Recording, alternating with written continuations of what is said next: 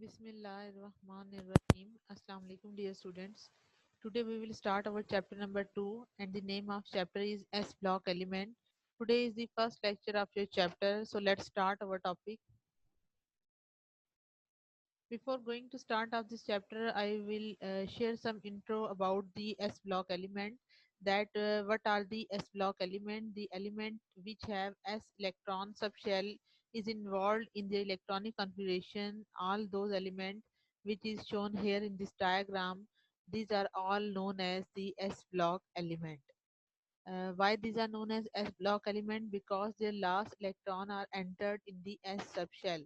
For example, in case of sodium, its atomic number is 11. The last electron is entered in S electronic configuration. So we can say that sodium is an S block element. Um, if we want to write down the electronic configuration of sodium, I will clear to all of you here. So you will see that how electronic configuration of sodium is right. The atomic number of sodium is 11, as I said earlier. The electronic configuration of sodium can be written in this form, that is it can be written in this form like 1s2, 2s2, 2p6 and 3s1. So you can see that its last electron has been entered in the S subshell. So the sodium is known as S block element. And all these same situation have been happened with all element of S block group. Let's see the introduction of S block element. The S block element contain the two group, that is the group number 1A. As you can see it here, like it consists of hydrogen, lithium, sodium, potassium, rubidium, cesium and francium. While the group second A, which is also known as the alkaline earth metal, it contain beryllium, magnesium, calcium, strontium, barium and radium. They are called the S block element because the S orbital are involved. Either it will be filled or in the complete or in their S electron are being filled in their outermost shell. Now you can see the whole two group of S block element. But when we will talk about the metal status, we can start our group first or alkali metal from lithium, not from hydrogen, because hydrogen is a non-metal in nature. So we will exclude the hydrogen element when we will talk about the metallic nature or the alkali metal. So we can say that the element of group first A except hydrogen, they are called the alkali metals, while the group second A have named is alkaline earth metal. Now student, we will further see that the alkali word is came from the Arabic language.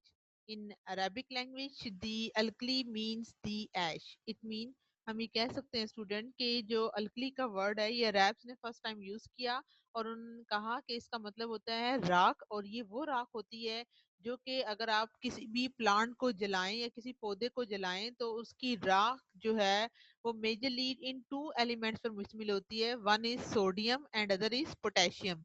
सो जितने भी plants होते हैं उनकी ऐश के अंदर यही दो element exist करते हैं, और अल्कली मेटल की तमाम नाम मैंने आपको पहले बताए हैं बोलकर.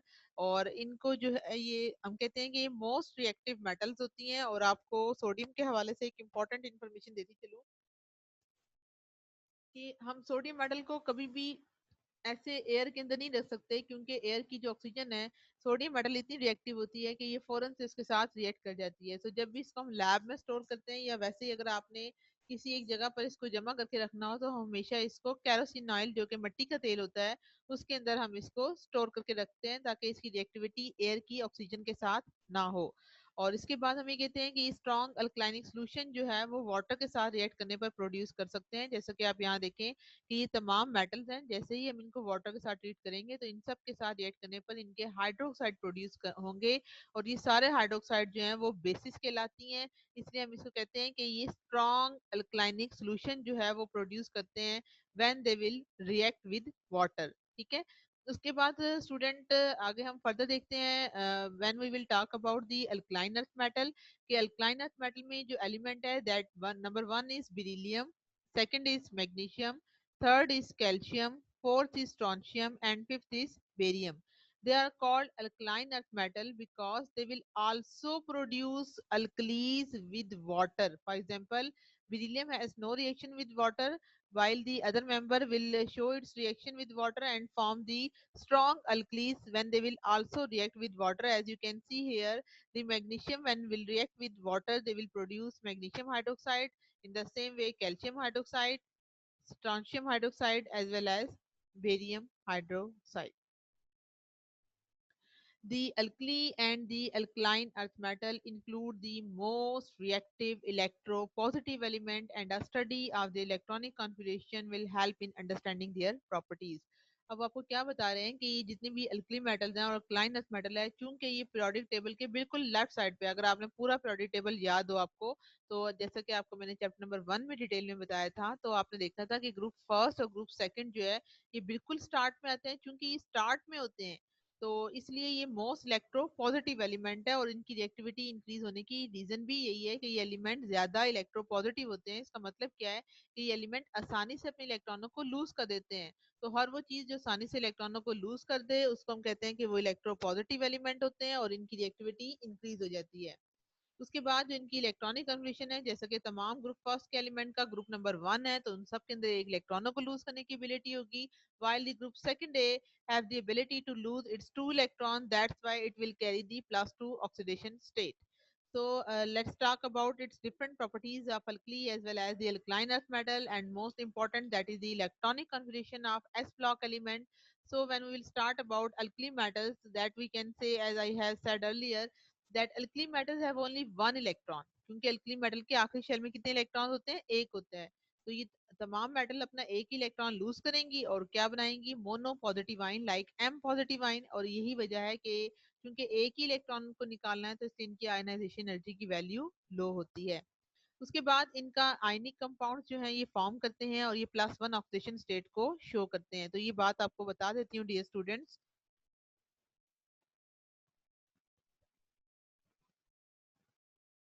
अभी आप लोगों ने ये नोट किया कि जितने भी ग्रुप नंबर फर्स्ट के एलिमेंट है लाइक सोडियम है फॉर एग्जांपल, तो अभी हमने कहा कि सोडियम जो है वो किससे बिलोंग करता है, ग्रुप नंबर फर्स्ट ए से। ठीक है। तो जितने भी ग्रुप फर्स्ट के एलिमेंट है ये सारे के सारे क्या करते हैं, ये अपने अंदर से एक इलेक्ट्रॉन को लूज कर देते हैं। तो by losing its one electron it will form mono positive ion, as we can write in this form.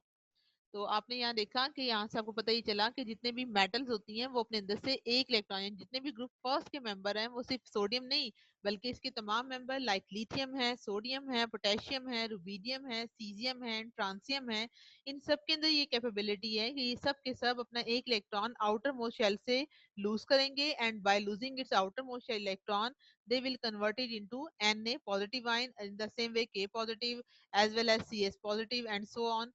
तो हम ये कह सकते हैं कि ये मोनो पॉजिटिव आयन रखते हैं। उसके बाद हमने सेकंड क्या बात की कि अगर आप इसका रिएक्शन Na पॉजिटिव का Cl नेगेटिव जो कि आपका हेलोजन का मेंबर है इसके साथ करवाएं, तो हमने ये पढ़ा हुआ है कि ये कंपाउंड क्या है, एक स्ट्रॉन्ग आयनिक कंपाउंड है। ठीक है। ये कंपाउंड क्या होता है, स्ट्रॉन्ग आयनिक कंपाउंड होता है।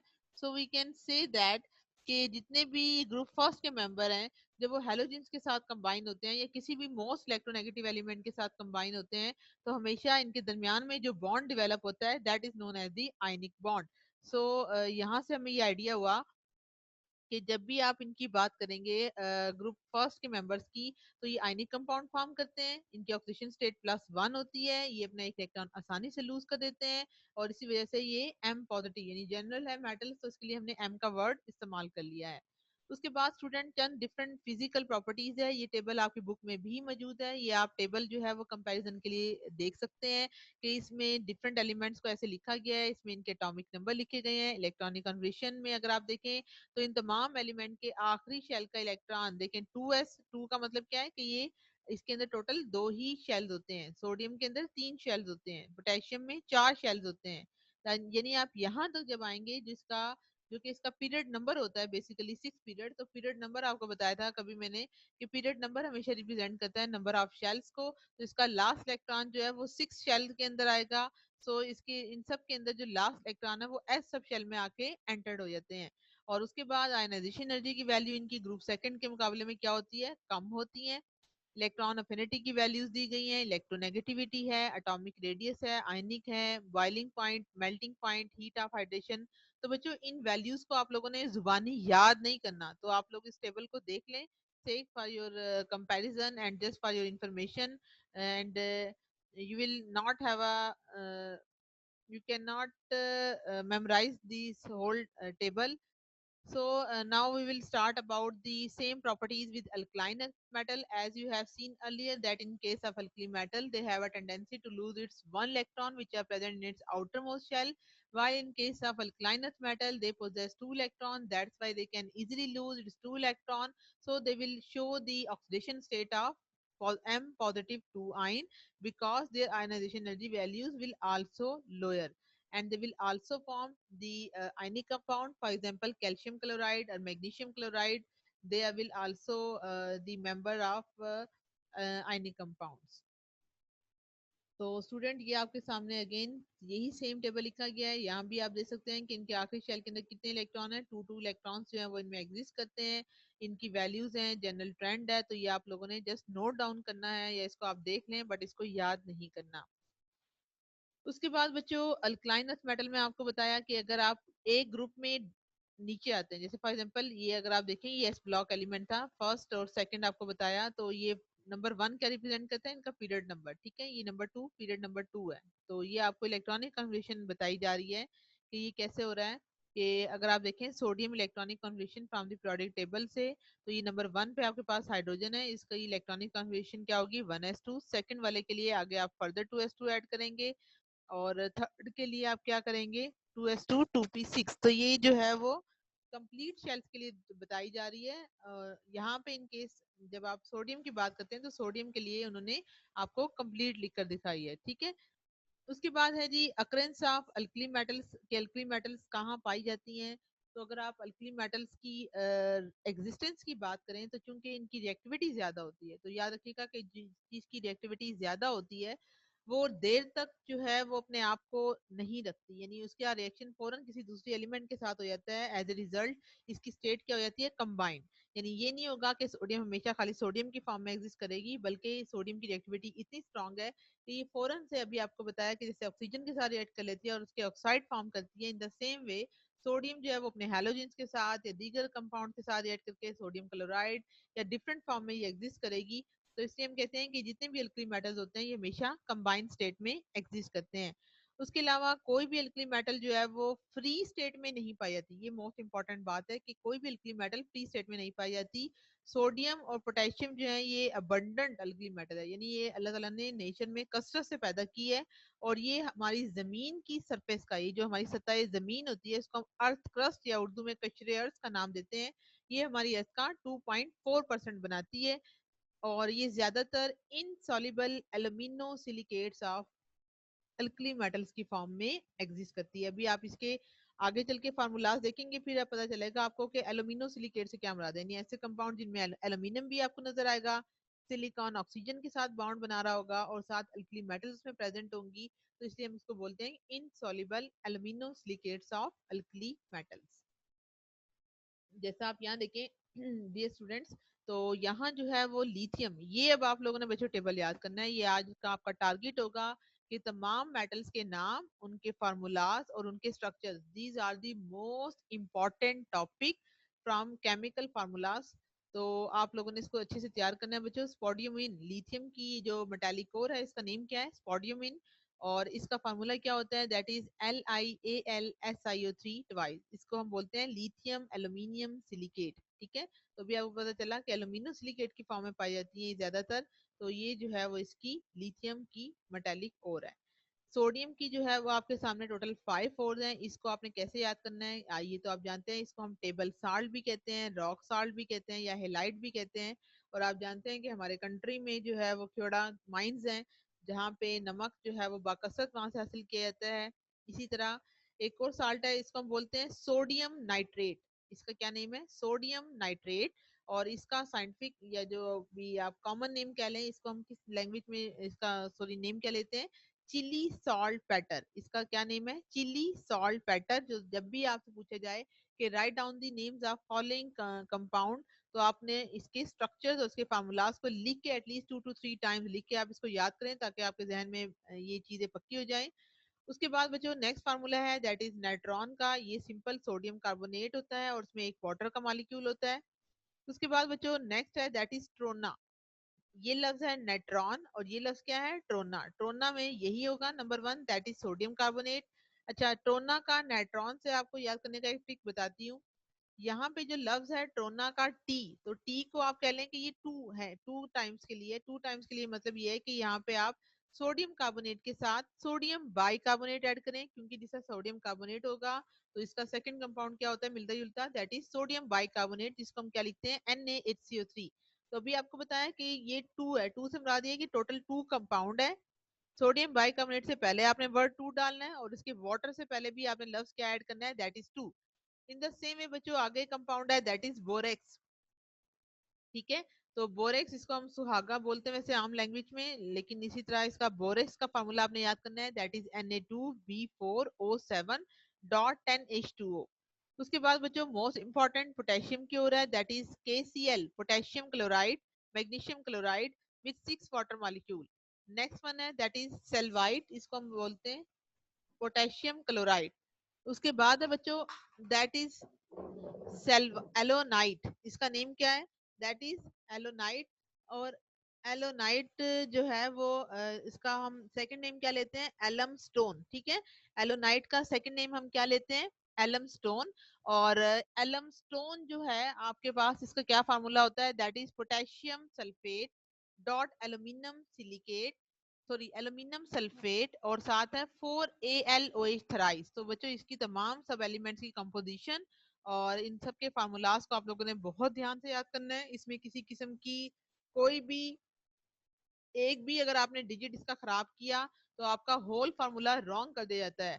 तो ये बच्चों इंपॉर्टेंट है, तो इसको बच्चों आप लोगों ने ध्यान से तैयार करना है। अगर आप लोगों ने इसमें किसी भी किस्म की कोई गलती की या खराबी की, तो फिर आपको जो है वो मार्क्स आपके डिडक्ट होंगे एग्जाम में। ठीक है, उसके बाद बच्चों नेक्स्ट टॉपिक है हमारा, that is occurrence of alkali metals. के भी आपने देखा इसके टेबल में कि लिथियम जो है वो हमेशा कम्प्लेक्स मिनरल की फॉर्म में एग्जिस्ट करती है, और ये जमीन के ऊपर बाकसरत जो है वो फैली हुई है। और इसका कमर्शियल सोर्स जो लिथियम का होता है, दैट इज मिनरल। इसका कौन सा है, मिनरल बोलते हैं नमकियात को। ठीक है, इसकी मिनरल का क्या नाम है, स्पोडियमीन। और इसका फार्मूला क्या है, दैट इज LiAlSiO3 ट्वाइस। अब बच्चों मैं इस हवाले से आपको एक इंपॉर्टेंट बात बतानी है आपको, तो वो देख लें आप लोग। अच्छा, अभी आप लोगों को मैंने बताया कि इसका फार्मूला क्या है, लिथियम एल्यूमिनियम सिलिकेट, यानी LiAlSiO3 एंड देन ट्वाइस। ठीक है, इसका फार्मूला क्या है, LiAlSiO3 ट्वाइस। ठीक है, तो अगर आप इसमें देखें तो हमारे पास ये जो कंपाउंड है दैट इज सिलिकेट। ठीक है, इसके ऊपर आपने ऑक्सीडेशन स्टेट याद करनी है कि इसके ऊपर चार्ज होता है -2। लिथियम आप जानते हैं ग्रुप फर्स्ट का मेंबर है, इसके ऊपर चार्ज होता है +1। एल्यूमिनियम जो है ये किसका मेंबर है, ग्रुप थर्ड का, इसके ऊपर चार्ज होता है +3। तो अगर आप टोटल पॉजिटिव चार्ज कैलकुलेट करेंगे तो ये टोटल कितना हो जाएगा, whole will be equal to +4। ठीक है, तो ये होल किसके इक्वल होगा, +4 के। अब आप यहाँ देखें कि इस ब्रैकेट के बाहर यहाँ क्या है, दैट इज 2 है। ठीक है, इट मीन SiO3 ट्वाइस का मॉलिक्यूल 2 टाइम है, तो इसकी ऑक्सीडेशन स्टेट को आप क्या करेंगे, 2 से मल्टीप्लाई करेंगे, then 2 will be equal to -4। तो अब आप यहाँ से अंदाजा कर सकते हैं कि +4 and -4 both will cancel will each other, so as a result the whole compound will be neutral. तो इससे हमें क्या पता चला कि जब भी आपके पास इस तरह से सिलिकेट के कंपाउंड होंगे तो इनकी होल वैलेंसी क्या होनी चाहिए, जीरो के इक्वल आनी चाहिए। तो जीरो लाने के लिए अगर आपको कभी ये डिजिट भूल जाए, टू का डिजिट भूल जाए, थ्री का भूल जाए, तो याद रखिएगा कि ऐसे कंपाउंड का ओवरऑल रिजल्ट क्या निकलना चाहिए, जीरो के इक्वल निकलना चाहिए, क्योंकि तमाम मिनरल्स क्या होती हैं, न्यूट्रल होती हैं। तो अब हम वापस जाते हैं बच्चों अपने टॉपिक की जानिब। इसके बाद है अगर आपने ग्रुप फर्स्ट में पढ़ा था तो रुबीडियम और सीजियम ये भी पोटेशियम साल्ट्स के साथ ही पाई जाती हैं। फ्रांसियम वो एलिमेंट है जो नेचर में एग्जिस्ट नहीं करता, इसको हमेशा आर्टिफिशियली लैब में तैयार किया जाता है और ये अनस्टेबल होता है, यही वजह है बहुत कम इस मेटल के बारे में जाना जाता है। उसके बाद बच्चों नेक्स्ट पॉइंट है हमारा, that is occurrence of alkaline earth metal. अगर आप ये देखें तो ये आपके पास ग्रुप नंबर सेकंड की तमाम मेटल्स हैं, और इसके अंदर अगर आप देखें तो ये तमाम की तमाम मेटल्स क्या होती हैं, बहुत ही रिएक्टिव होती हैं। यही वजह है कि ये अल्कलाइन अर्थ मेटल भी नेचर में फ्री स्टेट में एग्जिस्ट नहीं करती। फ्री स्टेट का मतलब क्या है कि ये नहीं होगा कि बेरिलियम ऐसे जो है वो पाया जाएगा, बल्कि जिस तरह आप जानते हैं कि संगमरमर का पत्थर होता है, इसका फार्मूला क्या होता है, calcium carbonate, that is CaCO3। तो कभी भी कैल्शियम आपको फ्री स्टेट में नहीं मिलता, ये हमेशा कंपाउंड्स की फॉर्म में मिलता है। तो यही वजह है कि जितने भी अल्कलाइन अर्थ मेटल्स होती हैं ये नेचर के अंदर हमेशा कंबाइंड स्टेट में एग्जिस्ट करती हैं। इसी तरह जो है वो मैग्नीशियम और कैल्शियम के बारे में आपको भी बताया कि ये हमारी सतह जमीन की एक बहुत बड़ी और कसीर तादाद बनाती हैं, और जो जमीन का बैरूनी हिस्सा है वो ज्यादातर सिलिकेट और alumino silicate of alkaline earth metal पर मुश्तमिल होता है। मैग्नीशियम और कैल्शियम जिस तरह सोडियम और पोटेशियम है, इसी तरह मैग्नीशियम और कैल्शियम भी चट्टानों के अंदर केटाइन की फॉर्म में यानी पॉजिटिव आयन की फॉर्म में एग्जिस्ट करती हैं। उसके बाद है बच्चों के मैग्नीशियम के जो हेलाइड्स हैं, यानी अब ये मैग्नीशियम कहाँ पाई जाती है, ये समंदर के पानी में बच्चों पाई जाती है। और इसके अलावा जितने भी पौधों का ग्रीन कलर है, यानी जो ग्रीन प्लांट्स होते हैं उनके अंदर एक मटेरियल होता है that is known as the chlorophyll. तो क्लोरोफिल की फॉर्मेशन के अंदर जो एक फार्मूला होता है, उसके स्ट्रक्चर के अंदर जो रिंग में मैग्नीशियम का आयन एग्जिस्ट करता है in the form of coordination compound. तो यही हमने देखा कि मैग्नीशियम जो है वो अल्लाह ताला ने बाकसरत तादाद में ग्रीन प्लांट्स के अंदर पैदा किया है। इसी तरह जितनी भी हड्डियां जो होती हैं, चाहे वो ह्यूमन की हो चाहे वो एनिमल्स की हो, या इसी तरह जो टीथ हैं, या समुद्रों में जो पाए जाने वाले समुद्री घोंगे होते हैं जो कि समुद्री शेल्स रखते हैं, या जो अंडे होते हैं उनकी जो शेल्स होते हैं वो सब के सब वाइट कलर के होते हैं। उसकी रीजन क्या है कि उन सब के अंदर कैल्शियम जो है वो बहुत बड़ी तादाद में एग्जिस्ट करती है। और कैल्शियम का जो मेन कंपोनेंट है दैट इज कैल्शियम फास्फेट, और इसका फार्मूला क्या है, that is calcium phosphate Ca3PO4 twice.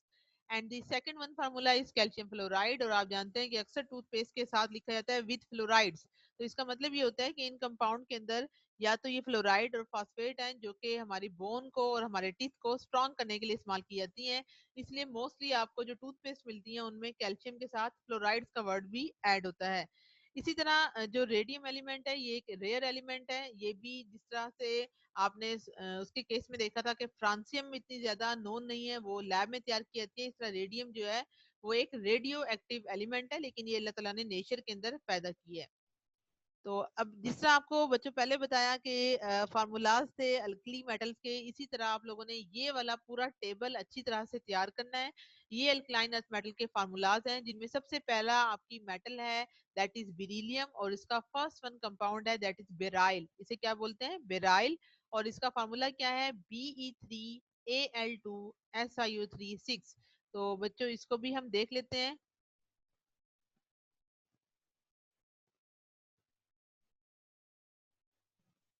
इसका फार्मूला क्या है, दैट इज Be3Al2SiO3 होल 6। ठीक है। तो अब इसको हम ठीक कर इसकी की भी हम कैलकुलेशन करते हैं। तो पहले तो आप ये देखें कि बेरिलियम किस ग्रुप का मेंबर है, बेरिलियम जो है वो ग्रुप सेकंड का मेंबर है। तो ये एक एलिमेंट की वैलेंसी क्या होगी, +2। क्योंकि इसके साथ 3 लिखा हुआ है तो 3 को आप 2 से मल्टीप्लाई करेंगे तो 3 × 2 विल बी इक्वल टू +6। ठीक है। एक एल्यूमिनियम पर चार्ज स्टूडेंट +3 होता है, तो 2 का चार्ज क्या होगा, आपने 3 को 2 से मल्टीप्लाई करना है, अगेन ये किसके इक्वल होगा, that is +6 and +6 will be equal to 12। उसके बाद SiO3 है, इसमें एक SiO3 पर चार्ज क्या होता है -2, ठीक है। अब यहाँ पे इसके बाद क्या लिखा हुआ है 6, तो 6 को जब आप मल्टीप्लाई करते हैं स्टूडेंट -2 से, then will also equal to -12। तो अब यहाँ देखें कि होल कंपाउंड का +12 -12 से क्या हो जाएगा, कैंसल आउट हो जाएगा। एज ए रिजल्ट हम यहाँ पे क्या कहेंगे कि ये कंपाउंड आपका इस फॉर्म में एग्जिस्ट करता है और इसका फार्मूला क्या है, Be3Al2SiO3 होल 6। उसके बाद बच्चों नेक्स्ट कंपाउंड है आपका, दैट इज क्राइसोबिराइल। क्राइसोबिराइल का फार्मूला क्या है, दैट इज Al2BeO4। तो ये भी आपको मैं करके बता देती हूँ, वैसे आपको भी आ जाना चाहिए। इसका फार्मूला क्या है बच्चों, दैट इज Al2BeO4, ठीक है। अभी बताया जैसे एक एल्यूमिनियम पर +3 चार्ज है, तो 3 को आप 2 से मल्टीप्लाई करेंगे तो चार्ज कितना हो जाएगा, +6। एक बेरिलियम, इसके साथ मजीद कोई एटम नहीं है, ये एक ही है, तो इस पे चार्ज क्या हो जाएगा, +2। तो +6 और +2 किसके इक्वल हुआ, +8 के। अब एक ऑक्सीजन पर चार्ज -2 है, तो 4 को आप 2 से जब मल्टीप्लाई करेंगे तो answer will be equal to 8, and +8 and -8 will be equal to 0। So आपका होल कंपाउंड क्या हो जाएगा, न्यूट्रल। तो इस तरह से हम ये कहेंगे कि ये हमारे पास किसका फार्मूला है, Al2BeO4 का, और इसका नेम क्या है, that is known as the chrysoberyl. तो बच्चों आप लोगों को अगर एग्जाम में कोई एक, आप सारा अच्छी तरह जुबानी चाहे रट्टा लगाएं, जैसे भी करें, इसको अच्छी तरह से याद करके जाएं। बट अगर कोई एक एलिमेंट आपको भूल जाता है, ठीक है, जैसे आपको फर्ज करें SiO3 आपको नहीं याद कि यहाँ 6 है, तो आप इसकी कैलकुलेशंस करके देख लें, तो फिर आपके माइंड में जो है वो क्लियर हो जाएगा। उसके बाद बच्चों मैग्नीशियम की ओर है, दैट इज मैग्नीसाइट। मैग्नीसाइट का फार्मूला होता है magnesium carbonate, that is MgCO3। Dolomite, dolomite में भी यही होगा बच्चों, लेकिन इसके साथ कैल्शियम कार्बोनेट भी होता है। कैर्नलाइट अभी आपने सोडियम के केस में पढ़ा था। एप्सम साल्ट, एप्सम साल्ट के बारे में याद रखिएगा कि ये मैग्नीशियम सल्फेट है विद 7 वाटर मॉलिक्यूल। उसके बाद बच्चों ये दोनों फार्मूला सेम है। सोप स्टोन इसको बोलते हैं, या इसको हम टैल्क भी बोलते हैं। जो अच्छी क्वालिटी के साबुन होते हैं उनके अंदर आपको अक्सर टैल्क मिलता है। तो इसके फार्मूला और एसबीस्टास का फार्मूला सेम है, ठीक है। एसबीस्टास के फार्मूले में क्या है, जस्ट कैल्शियम है, बाकी सेम वही चीज है, दैट इज Mg3SiO3 होल 4।